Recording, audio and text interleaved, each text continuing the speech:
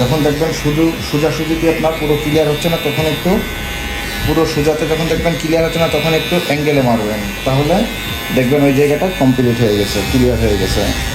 তো আমাদের 2 নম্বর মারা কমপ্লিট হয়ে গেল।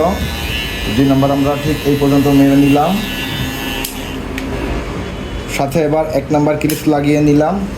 তো 1 নম্বর ক্লিপস দিয়ে আমরা ঠিক এই বরাবর এখান থেকে এই পর্যন্ত একটা 1-এর বিট করে নিব। তো 2 নম্বরের সাথে 1 নম্বর দিয়ে স্লোপিং করে মিশিয়ে দিব।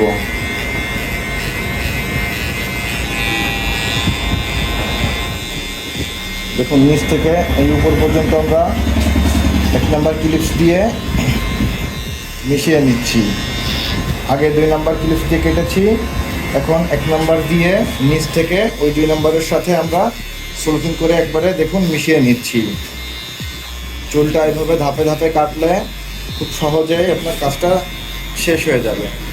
প্রথমে 2 নম্বর ক্লিপস দিয়ে কেটে আমরা ছোট করে নিয়েছি, তারপর সাইড থেকে 1 নম্বর ক্লিপস দিয়ে সেই 2-এর সাথে আমরা অটোমেটিক মিশিয়ে নিচ্ছি। আপনারা কি বুঝতে পেরেছেন?